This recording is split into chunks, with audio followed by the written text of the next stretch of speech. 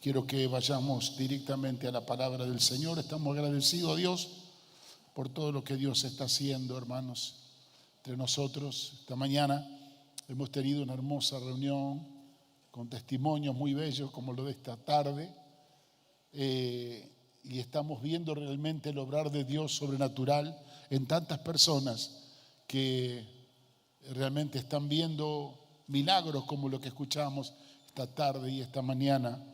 Y bueno, terminada la palabra en breves minutos, queremos orar también porque hay gente que ya nos ha hecho pedidos especiales. Hay gente que está esperando un milagro de Dios directamente, porque no hay salida si no Dios obra. Le contaba esta mañana que mientras agradecíamos al Señor, estaba muy contento porque el domingo en la noche nos llamaron por lo mal que estaba Carolina, que estaba internada. Y bueno, el Señor nos permitió ir con un grupo de hermanos para orar al hospital después que terminó la reunión de la noche. Y según escuchamos el informe médico, prácticamente no había más esperanza. Pero grande fue mi sorpresa cuando comienzan a llegar los anuncios todos los días, hasta que escucho las grabaciones de ella hablando y contando lo bien que se sentía, cómo Dios la estaba sacando adelante. Y verdad que la última palabra siempre la tiene el Señor. Así que agradecemos a Dios por todo. Y esto nos debe estimular a la fe, a creer que no todo está terminado, porque el que pone la firma final es el Señor, es el que nos da de alta, y nuestra confianza está puesta en Él. Muy bien, esta mañana compartí muchas cosas que, por cierto, no lo voy a hacer ahora para no robar tiempo. Algunos estuvieron escuchando y compartimos algunas cositas lindas, testimonios preciosos de todas las cosas lindas que el Señor está haciendo. Esta mañana el Señor me permitió iniciar a hablar sobre un tema que a mí me impactó mucho, sobre la vida de Nehemías. Y voy a continuar, voy a tirar algunos puntos que me faltaron esta mañana para poder de alguna manera hilvanar los dos mensajes en uno. Porque el contexto general de la vida de Nehemías, este varón siervo de Dios, habla mucho proféticamente aún de los días nuestros que estamos viviendo. Solamente voy a tocar un punto que hablé al principio esta mañana, cuando mencionaba que Nehemías era uno de los hijos de Dios que estaba viviendo en tierra extraña, había quedado el cautiverio y él trabajaba como copero del rey, tierra extraña, bajo un liderazgo que no le era propio. Era un hombre que no pertenecía al pueblo de Dios.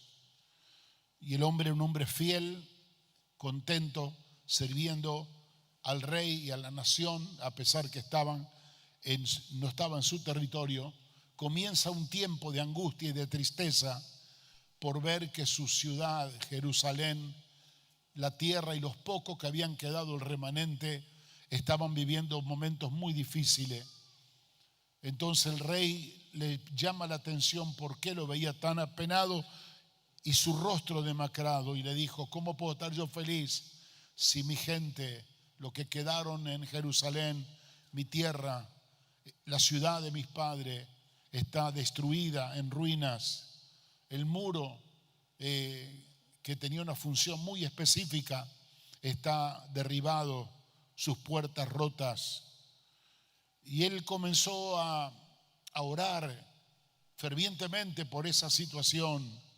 Y en esa oración, en esa búsqueda, en ese clamor, como narra la palabra, en ayunos, en llantos, en clamores, él comenzó a esperar que el Señor se manifestara, y de hecho se manifestó cuando el rey lo escuchó y él le contó el problema y le dijo: ¿qué es lo que quieres hacer? Dijo: quiero ir a mi tierra y a ver si podemos restaurar la destrucción de mi ciudad.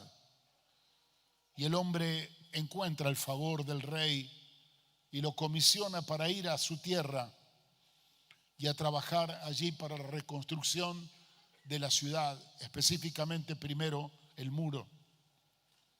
Él entendía que la tierra de Jerusalén, la ciudad a la cual él pertenecía, era un legado de Dios, era parte de la heredad que le habían dejado sus antepasados.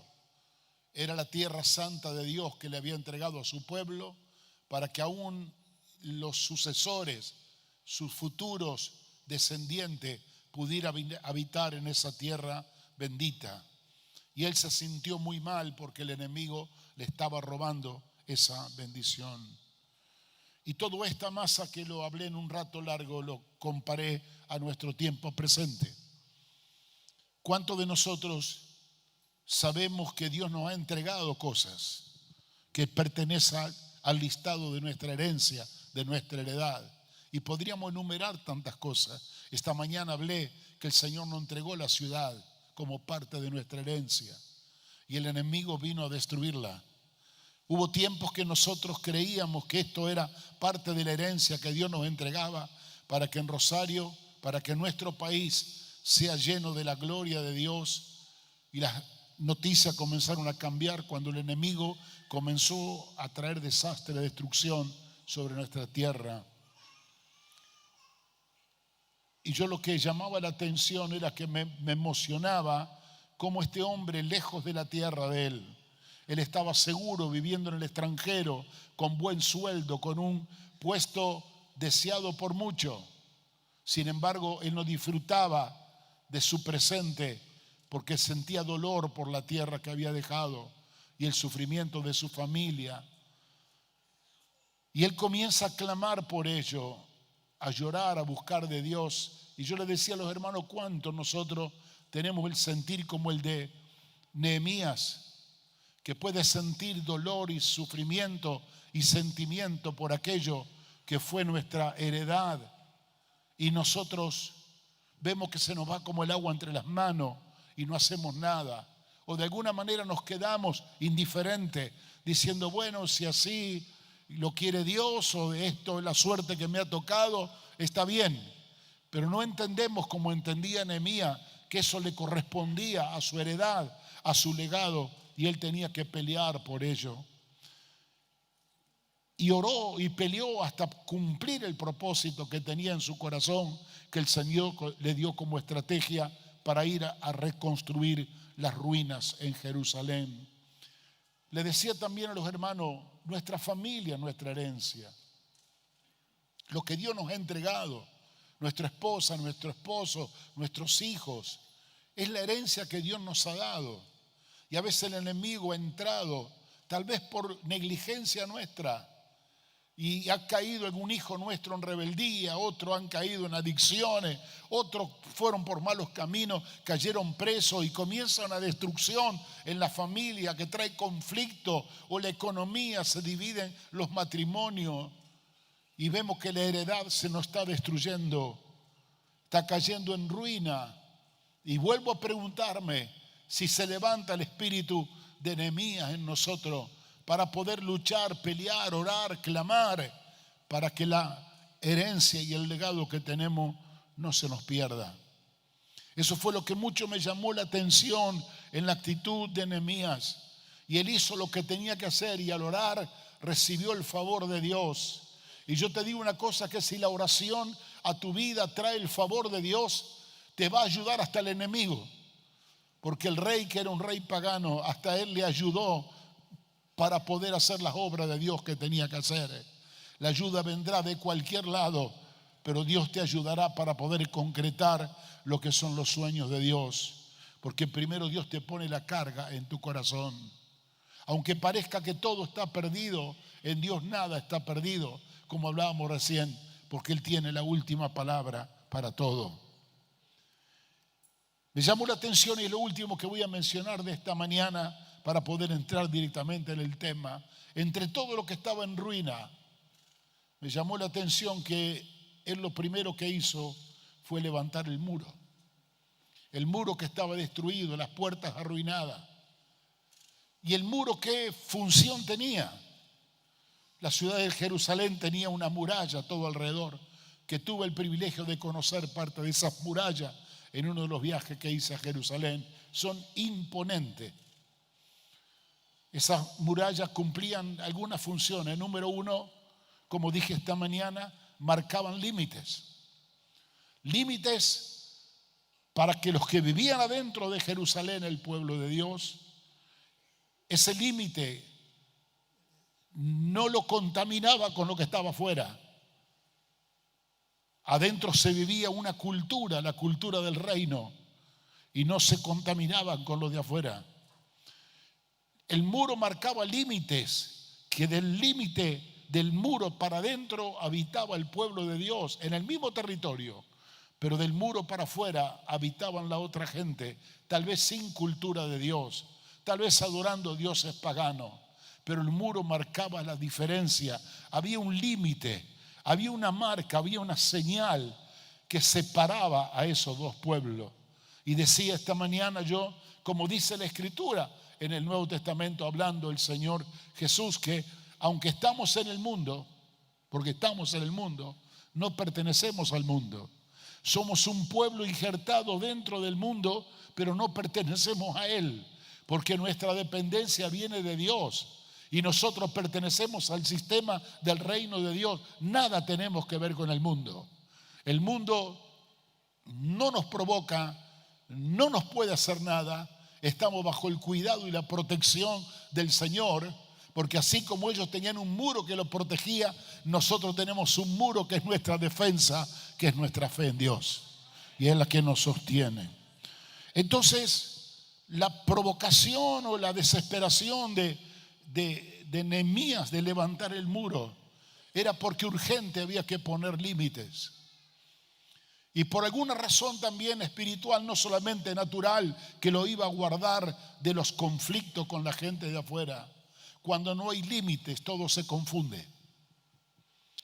Cuando los de afuera pasan adentro y los de adentro pasan afuera, da todo lo mismo. Uno rápidamente se mezcla y se contamina con todo lo demás. No hay diferencia.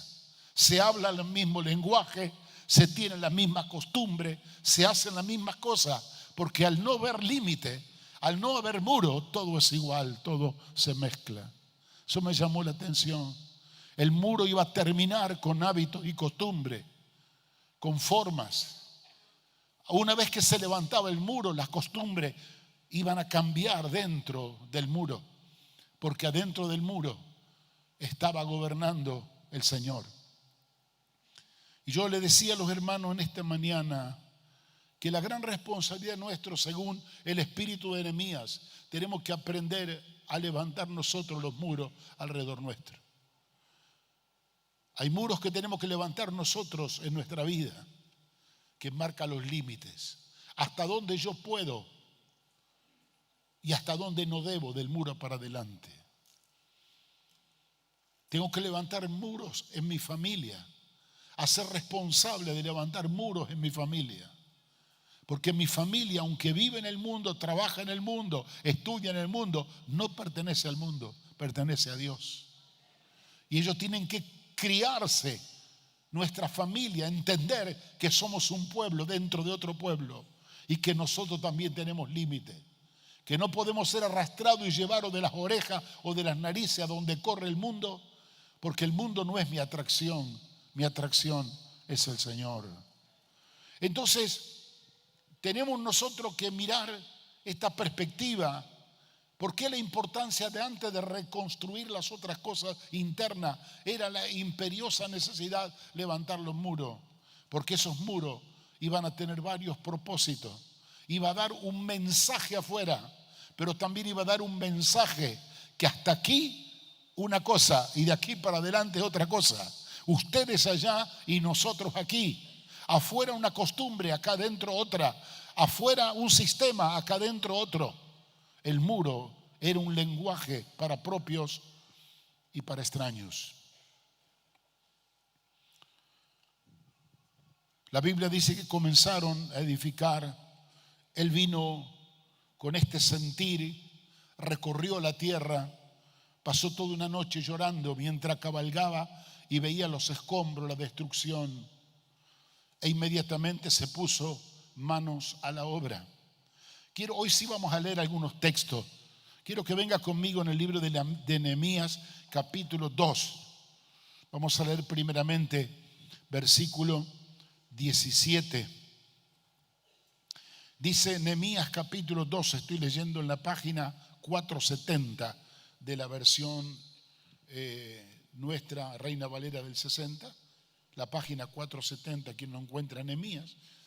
Capítulo 2, versículo 17 dice: y les dije pues, vosotros veis el mal en que estamos, que Jerusalén está desierta, sus puertas consumidas por el fuego.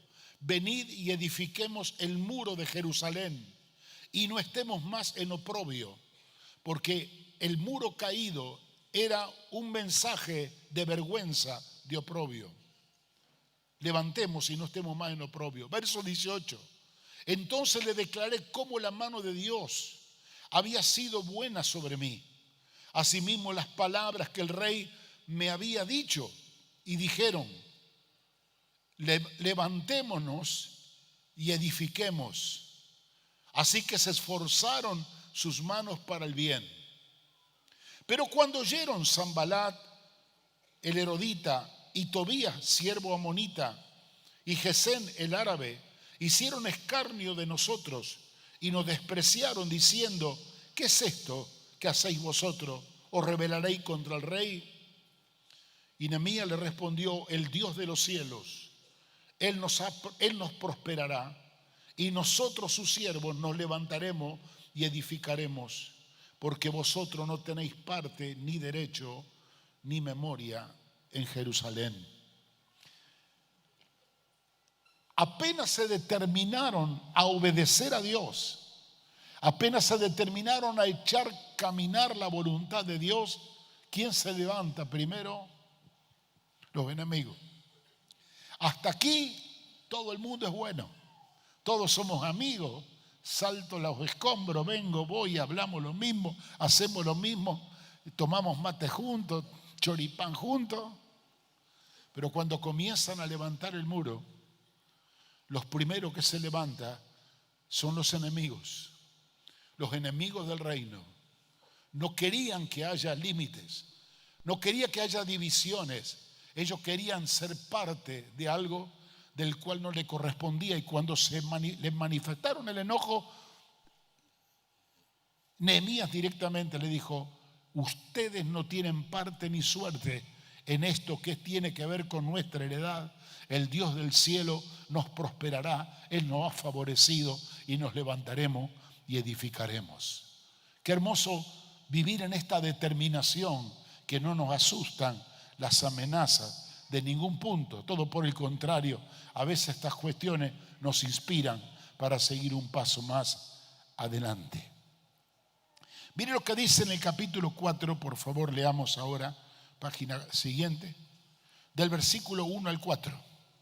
Ya estaban trabajando, determinados a hacer las primeras obras. Dice: cuando oyó Sanbalat que nosotros edificamos el muro, se enojó, se enfureció en gran manera e hizo escarnio de los judíos.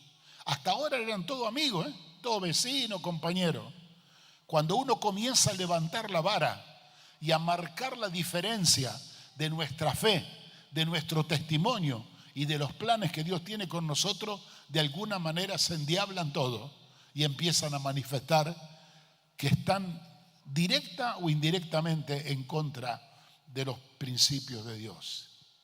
Y habló delante de los hermanos y del ejército de Samaria y dijo: ¿qué hacen estos débiles judíos? ¿Se les permitirá volver a ofrecer sus sacrificios? Acabarán en un día, resucitarán los montones del polvo de las piedras que fueron quemadas. Y estaban junto con él Tobías, amonita, el cual dijo: lo que ellos edifican del muro de piedra, si subiere una zorra, lo derribará. Termina el versículo 4 presentándose Nehemías, orando delante de Dios. Dice: oye Dios, el menosprecio y vuelve el baldón de ellos sobre su cabeza y entrégalos por despojo en la tierra de su cautiverio. No cubras de iniquidad, ni su pecado sea borrado delante de ti, porque se airaron contra los que edifican. Edificamos pues el muro, dice la Biblia, la muralla fue terminada hasta la mitad de su altura, porque el pueblo tuvo ánimo para trabajar. Note usted, hermano, que mientras ellos entendieron lo que estaban haciendo y estaban levantando el muro de acuerdo al propósito de Dios, quiero que vaya pescando estos pequeños principios, porque si usted está viviendo estas realidades, es para que no se desanime. Se levantan estos enemigos del reino y la primera cosa que hacen, se enojan, se burlan, lo marcan como débiles judíos. Y dice, lo que ustedes hacen no sirven para nada, porque aunque levanten muros de piedra, una zorra se sube y se los va a derribar. Siempre menospreciando. Pero en el contexto de las burlas, ¿qué piensan estos débiles judíos? Que volverán otra vez a realizar sacrificios al Dios de los cielos. En otras palabras, siempre en todas esas burlas, en esos enojos, en esas situaciones, siempre se esconde una verdad espiritual. Porque toda la lucha que tenemos nosotros no es contra carne y sangre, es espiritual. Ellos estaban molestos, no por el muro, la edificación, estaban molestos porque todo eso determinaba que detrás de eso venía lo demás, donde Dios iba a ser exaltado, muros adentro en Jerusalén. El pueblo iba a volver a la adoración, a los sacrificios, a la alabanza, y a ellos eso les molestaba. Por eso quiero decirte, hermano, no te sorprenda. Algunos dicen, pero ¿qué me pasa a mí? Yo antes que andaba en el mundo, andaba en los placeres, andaba en el pecado, tenía amigos todo el mundo, nadie tenía ningún problema, hasta mi familia me apoyaba. Ahora que dejé esa vida, ahora que me consagré a Dios, ahora que estoy edificando una vida espiritual nueva, ahora que estoy ordenando mi casa, mi familia, mi conducta de vida, se me ponen todo en contra.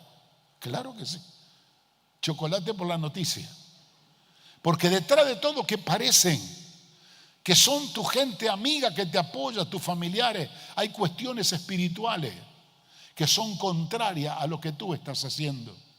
Porque el sistema del mundo, que está guiada por el maligno, sabe que tú estás trabajando para el reino de Dios, estás entronando a Jesucristo en tu vida, estás levantando esos muros que marcan la línea de conducta y es la vara de identidad que hace la medida de separación entre una cosa y la otra, y el diablo no quiere que tú levantes esas varas, no quiere que levantes tu testimonio, ni quiere que te constituya en un siervo del Dios vivo, el cual está marcando un estilo de vida totalmente diferente.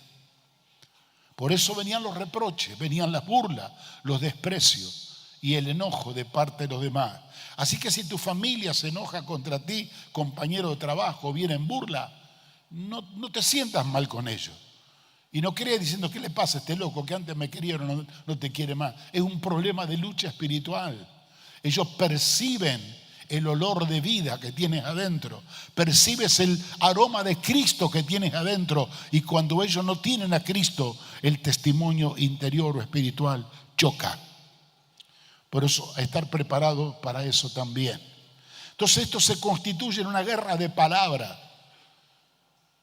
Y lo que nosotros menos tenemos que hacer es discutir en estas cosas, sino orar y seguir adelante, porque Dios estará acompañándonos y guardándonos de todas las cosas que nosotros estamos haciendo.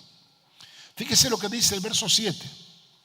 Habían llegado hasta la mitad de construir, y ya lo veían, que esto iban firme para adelante, que no hacían caso a las burlas ni a las críticas, seguían adelante.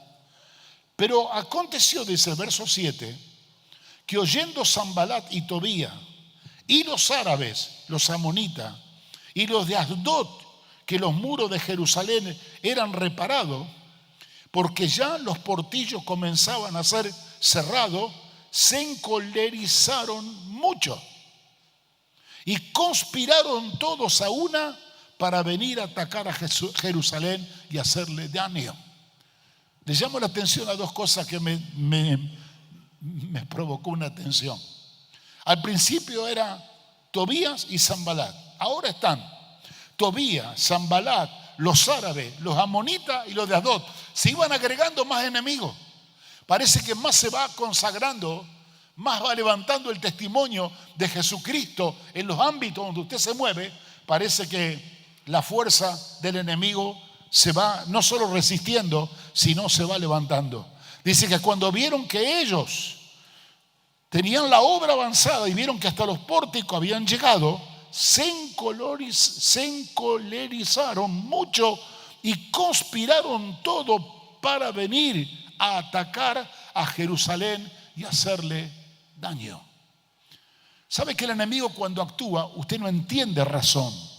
¿Cómo puede ser si estaban viviendo todos juntos, no tenían ningún problema, saltaban los escombros, vivían acá, vivían allá, y ahora que están ordenando, limpiando la ciudad y haciendo lo que tenían antes, que era ese muro, mirándolo humanamente? ¿Por qué se van a enojar? ¿Por qué se van a molestar? ¿Por qué se pusieron furiosos para venir a atacar a Jerusalén? Repito, porque lo que estaban haciendo no era una edificación de material, era una edificación espiritual. Se estaban levantando las barreras espirituales que Dios había levantado. Y cuando ellos vieron eso, ese accionar, vieron de parte de ellos también al reino de Dios como un reino enemigo y conspiraron para venir a atacarle.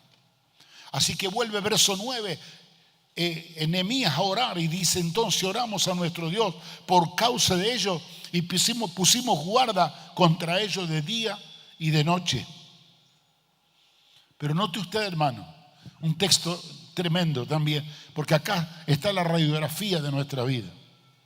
Verso 10, y dijo Judá: la fuerza de los acarreadores se han debilitado y el escombro es mucho y no podemos edificar el muro. Mientras ellos tenían en su corazón la disponibilidad de poder hacer la obra de Dios, enfrente de tantos ataques y de lucha, viene un fenómeno inesperado. Se debilitan los que trabajaban levantando el muro. Y es algo común y normal, que en medio de las grandes luchas que uno pasa en la vida cristiana para ir levantando el testimonio, su propio muro, en su casa, en su hogar, en la escuela, en el trabajo, las luchas son tantas que llega un punto, como le pasó al pueblo, se debilitaron y no pudieron seguir edificando, tuvieron un parate, no porque hicieron un piquete ni porque estaban de huelga, es que estaban cansados, debilitados, porque mientras ellos trabajaban permanentemente, la lucha se había puesto dura. Y mire lo que dice el verso 11: y nuestros enemigos dijeron: no sepan ni vean hasta que entremos en medio de ellos y los matemos y hagamos cesar la obra. El diablo no se conforma con crear problemas. Dijeron los enemigos, Sanbalat, Tobías y compañía, que no se den cuenta que nosotros vamos a aparecer en medio de Jerusalén y nosotros le vamos a hacer daño, lo vamos a matar, para que matándolo no puedan seguir haciendo la obra y paren de edificar los muros. El enemigo está jugado para hacer cualquier cosa. Satanás vino para matar, robar y destruir, dice la palabra de Dios. Menos mal que Jesucristo vino para deshacer las obras del diablo y para darnos vida y vida en abundancia. Pero no tenemos que ignorar, como dice la Escritura, las maquinaciones del diablo. No tenemos que ignorarlas. Satanás viene cuando usted hace algo que es de Dios. Usted está caminando en el mundo del Espíritu. Usted está edificando algo que la palabra de Dios le enseña. El enemigo se le va a levantar. Y no se sienta mal si alguna vez se cansa y se debilita y los brazos se le caen.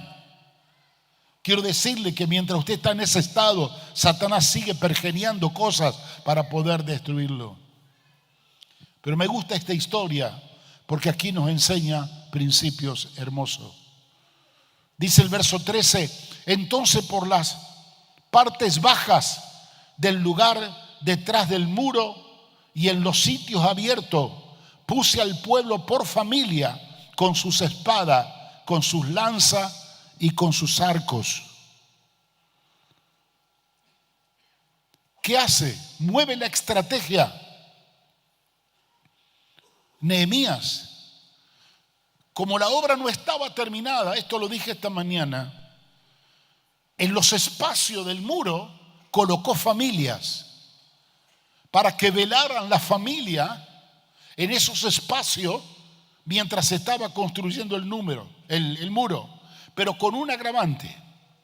En esa parte baja donde estaban la familia, los puso con espada, con sus lanzas y con sus arcos, aparte que llevaban las cucharas de albañiles para poder trabajar.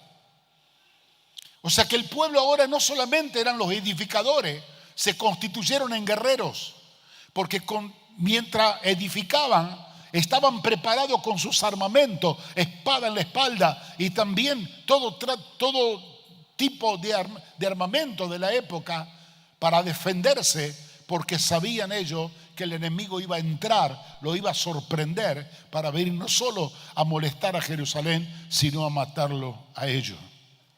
Y yo tomé algo esta mañana que lo tiré así al pasar. Hermano, ¿qué papel importante va a jugar la familia de ahora en más? Fíjese que puso familia, no puso guerreros experimentados, puso familias. En la construcción de lo que Dios está haciendo, el papel de la familia en este tiempo, para la construcción de este muro espiritual, la familia va a tener un valor muy importante. Donde no solamente la familia toda va a ser parte de esta construcción espiritual que Dios está haciendo, que no solo trabajará por esto para construir valores, para traer ideas, conceptos, para traer la palabra al corazón de la gente, también estará cargada con armamento para pelear y defenderse en medio de la batalla. O sea, una doble tarea le va a tocar a nuestra familia. Mientras edificamos, peleamos, combatimos. Ahora, note usted qué interesante, dice el verso 14, los muchachos cansados, peleando y edificando, y dice el verso 14, después miré, me levanté y le dije a los nobles y a los oficiales, dijo Nehemías, y al pueblo todo, no temáis delante de ellos, acordaos del Señor grande y temible, y pelead por vuestros hermanos, pelead por vuestros hijos, pelead por vuestras hijas, pelead por vuestras mujeres y por vuestras casas. Y cuando oyeron nuestros enemigos que lo habíamos entendido y que Dios había desbaratado el consejo de ellos, nos volvimos todos al muro, cada uno a su tarea. En medio de la debilidad y del cansancio, viene la palabra de Nehemías a todos. Y la orden era, peleen por lo que tienen. Peleen por esta heredad. Sus hermanos, sus esposas, sus hijos, sus casas son el legado que Dios le ha dado. Peleen porque Dios está con ustedes. Y cuando los enemigos vieron que en medio de la trama diabólica que ellos tenían, ellos se esforzaron por la palabra recibida de parte de Nehemías y se volvieron cada uno al muro a trabajar tomando su lugar, ellos desaparecieron porque no podían frente a un pueblo que estaba determinado a hacer lo que Dios había determinado para hacer, y ellos estaban dispuestos a pagar el precio. Déjeme leerle un versículo más de este pasaje. La palabra final que le da Nehemías dice que en el lugar donde, versículo 19, y dijo a los nobles también, y a los oficiales y al resto del pueblo, la obra es grande, es extensa, y nosotros estamos apartados en el muro, lejos unos de otros. En el lugar donde oyereis el sonido de la trompeta, reuníos allí con nosotros, y nuestro Dios peleará por nosotros. Mire qué tremenda la estrategia de Nehemías. Parecía que la obra cada vez que va creciendo nos vamos dividiendo y separando. Pero al lado mío está el que toca el clarín. Cuando ustedes escuchen el sonido del clarín que suena, juntémonos a una, traigamos unidad, pongámonos juntos, y en ese sonido de trompeta que anuncia tal vez el peligro, y venimos a la unidad y a la oración, la palabra clave era: ese será el momento que Dios peleará por nosotros. Y cuando Dios pelea por nosotros, la victoria es segura. Estamos viendo todo el Antiguo Testamento, cómo Dios interviene. Cómo Dios interviene y de una manera sobrenatural el Señor se glorifica. Mire, hay un montón de cosas para decir, pero digo una solita más y dos y voy a ir cerrando. Lo que quería dejar el concepto, le propongo que usted lo lea todo el libro porque es bellísimo. El muro se terminó en 52 días.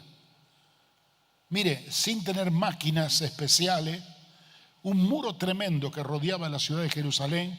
Los hermanos que habían quedado allí, el remanente de Jerusalén, bajo las ordenanzas de Nehemías, lo levantaron en 52 días el muro. Una vez que el muro estaba levantado y ya estaba marcada, lo que hablamos mucho esta mañana y era un poquito esta tarde, de marcar los límites, se van adentro a ordenar la ciudad. ¿Y qué es lo primero que ordenan? Capítulo más adelante aparece los profetas de Dios hablando y aparece Esdras, el escribano, a leer la palabra, a leer el testimonio bíblico. Cuando comienzan a leer la palabra todo el pueblo, hay que partir de una base, que el pueblo se había olvidado de las cosas de Dios, de los preceptos y los mandamientos. Habiendo pasado tanto tiempo en cautividad, ya se habían acostumbrado a otro estilo de vida, a otra cultura, a otro idioma, y ya no tenían en cuenta los valores, los principios de la palabra de Dios, aún aquellos de la cual Dios condenaba. Pero cuando comienza Esdras a leer la palabra, se empiezan a descubrir cosas. Cuando leía también la ley, ¿qué hace Esdras con la palabra? Levanta la vara del testimonio y la medida de la cual que tenían que vivir los hijos de Dios, según el plan de Dios, y estaban todos fuera de la medida. Algunas de las cosas que comienzan a descubrir a través de la lectura de la palabra era que, por ejemplo, los enemigos que no estaban identificados con el reino de Dios estaban adentro del pueblo, prohibido por Dios. Segundo, Dios le había prohibido que se casen a los hijos de Dios con los hijos de los paganos, que no hagan mezcla. Y descubren el mal que habían hecho cuando muchos de estos enemigos, como Tobías, como Sanbalat y algunos de ellos, se habían casado con las hijas de Dios. Inclusive, uno de ellos era yerno de uno de los sacerdotes. Hasta los sacerdotes habían perdido la visión y el testimonio de la ley. Este Tobías, cuando Nehemías lo agarra de los pelos para echarlo afuera, como estaba emparentado con uno de los sacerdotes, ¿qué hizo el sacerdote? Le hizo una hermosa habitación para que viva en la casa de Dios, donde se guardaban los tesoros de las ofrendas y de los diezmos. Este sinvergüenza enemigo del reino de Dios y del pueblo de Dios, Tobías, vivía ahí. Me imagino que habrá comido de las ofrendas y de los diezmos guardados. porque era un tipo que no tenía temor de Dios. Comienzan a descubrir, la palabra saca a luz todos los errores, al punto que enorme cantidad de gente del pueblo de Dios había emparentado con los dioses paganos, lo cual condenó y fustigó grandemente tanto Esdras como Nehemías cuando se estaba leyendo la palabra. Por ejemplo, era tal el grado de olvido de las cosas de Dios, que una de las cosas que era tan sagrada en la época, que debían guardar el sábado, tenían que guardar el día sábado, el séptimo día, como parte del mandamiento bíblico, nadie lo guardaba.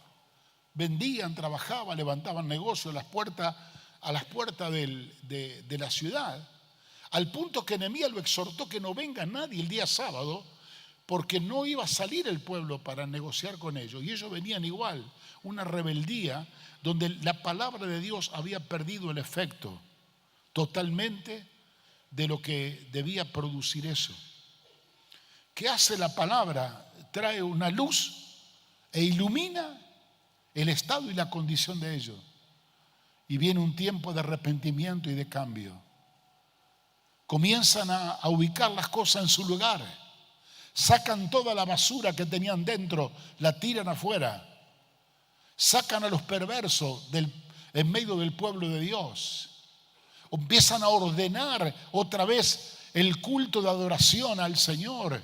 Y empieza el pueblo de Dios a escuchar todo el día oraciones, alabanza y sacrificios al Dios del cielo. Dios comienza a prosperar y a bendecir al pueblo. Y se empiezan a llenar las arcas de las ofrendas y de los diezmos, que con ellos se sostenía a los sacerdotes y levitas, y de ahí se sostenía a la tribu de Aarón, que eran el sumo sacerdote, él y su descendencia. El culto volvió a ordenarse todo, la nación toda volvió a ordenarse y la bendición de Dios vino, pero tuvo que pagar un precio muy grande, que comenzó levantando los muros y terminando agarrando de los cabellos hasta los perversos que estaban adentro, inclusive hijos de Dios que no querían amoldarse, los sacaban afuera. Tuvieron que ser duros y fuertes, pero sin embargo vieron la bendición de Dios al final y no permitieron, conforme al sueño, la visión y al sentir de Nehemías, que esto se perdiera. Y yo quiero, hermanos, cerrar con este pensamiento, porque hoy hablamos mucho sobre el tema de el papel que nos toca jugar a nosotros como administradores de las cosas de Dios. Dios nos ha entregado tantas cosas a nuestras manos, tantas cosas, que son parte de nuestro legado y de nuestra herencia, que no podemos darnos el lujo que todo esto se nos vaya de las manos como agua entre los dedos. Aquí hay una palabra que salta repetidamente, que peleemos por estas cosas que Dios nos ha dado. Yo no puedo estar tranquilo cuando veo que el diablo está destruyendo mi familia, o por problemas económicos se está dividiendo el matrimonio, o mis hijos son arrastrados a la adicción. No puedo estar tranquilo. Esta es mi herencia, es una herencia que vino de parte de Dios. Como dice la Escritura, tengo que pelear. Voy a interceder, voy a luchar y voy a pelear. Y yo sé que Dios está con nosotros y Él peleará nuestras batallas. No permitas que el enemigo te robe la bendición que Dios te ha dado. Podríamos enumerar tantas cosas, desde la salvación que el Señor nos entregó gratuitamente. Hay algunos que la descuidan, la salvación, como un legado de Dios, y no le prestan atención y se van debilitando y enfriando. Otro legado que Dios nos ha dado es la iglesia, la casa madre, el lugar donde venimos a alimentarnos espiritualmente, donde venimos a traer nuestra familia para que crezca en el Señor, donde venimos a recibir amparo, fortaleza, consejería, oración. No da lo mismo chicha que limonada. Si voy, no voy, este domingo me voy al parque, el otro domingo me voy a la cancha, el otro domingo me voy a jugar, y cuando tenga necesidad voy a ir a la iglesia. Si no amo la casa que Dios me puso, el lugar donde yo voy a madurar y crecer, Cuando el enemigo se levante contra mí, voy a estar en debilidad y no tendré fuerza para luchar. Dios nos ha entregado cosas en nuestras manos. Hay personas que Dios le ha entregado dones, talentos. Le ha puesto en sus manos y en su vida cosas preciosas para poder usarla para su gloria. Pero muchos han hecho como el hijo menor de la familia del hijo pródigo. Han tomado la bendición de Dios y se fueron a una lejana tierra y ahí lo perdieron y lo malgastaron todo. ¿Sabe que cuando un hijo se va de la casa, cuando alguien toma lo que Dios le da y sale con la herencia para otro lado y pierde la cobertura de su padre, el enemigo lo está esperando en la puerta para robarle todo y dejarlo como lo dejó al hijo pródigo en medio del chiquero? Que tengamos mucho cuidado, por eso tenemos que ser responsables. Y yo no tengo que esperar estar en problema para orar por mi herencia, como hizo mi amado Nehemías. Él comenzó a orar cuando estaba lejos, cuando él estaba bien, cuando él tenía un gran trabajo, cuando ganaba buen dinero y cuando a él no le afectaba nada, pero él miraba su ciudad, miraba su herencia, miraba a sus hermanos y eso lo hacía llorar, gemir y clamar a Dios por la bendición de ellos. Ojalá que nosotros nos vistamos de ese espíritu en estos días, que como iglesia del Señor aprendamos a tener la sensibilidad espiritual de saber clamar, orar y llorar por lo que el enemigo nos está afectando en la familia, en el trabajo, aún en la iglesia, aún en la ciudad. Estamos en días terribles. Esta mañana dije algo que no sé si cayó mal, pero perdónenme, lo dije en el sentido común al cual estamos acostumbrados. Hace una semana atrás nos vamos a acostar con un candidato. Y dijimos, este buen hombre lo voy a votar. Al otro día ya no está más. Está en otro partido. Y pasa el segundo día y cambian de nuevo. Y entre gallo y medianoche se van cambiando la figurita. Y a veces entendemos, pero la ignorancia de ellos y la falta de discernimiento espiritual, que el diablo nos está robando la heredad. No podemos permitir en estos días tan determinante de acá a fin de año orar a Dios y clamar, si es necesario ayunar y orar y gemir, porque esta herencia de bendición que Dios nos ha dado en nuestra tierra bendita, Argentina, no se la puede llevar el diablo puesta. Nosotros vamos a pelear, aunque seamos pocos, aunque a veces estemos sin fuerza, entendemos que este es el legado que Dios nos ha dado y vamos a pelear por ello. Así como peleo por mis hijos, por mis nietos, por mi esposa, por mi esposo, peleo por la bendición que Dios me da en mi trabajo, voy a pelear también por la ciudad donde vivo y voy a pelear por mi nación para que el sueño de Dios se cumpla, que así como las aguas cubren la mar, la tierra sea llena de su gloria. Es lo que estamos esperando. La obra es de Dios y no de los hombres. Y permítame decirle algo más, hermano, que no te asombre el enemigo ni te desanimes en medio de las pruebas, porque cuando yo pregunto a alguno, hermano, ¿cómo anda? Y usted sabe la lucha que tengo, la prueba, y chocolate por la noticia. ¿Qué quiere que te aplauda el diablo? Al contrario, desde el momento que te están metiendo en las cosas de Dios, el enemigo se va a levantar con más furia. Pero te doy una noticia. No mires la fotografía de hoy. Yo te cuento el final de la película, la victoria de Cristo. Y es tuya la victoria. Yo sé cómo termina todo esto.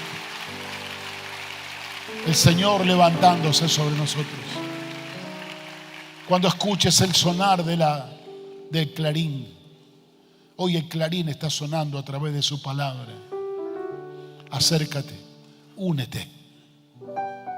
Y comienza por el sonido del clarín de alerta a pelear por lo tuyo. A pelear por toda la heredad que Dios nos ha entregado hasta que la veamos llena de la presencia y de la gloria de Dios. No dejemos de pelear por ella. Amén, hermanos.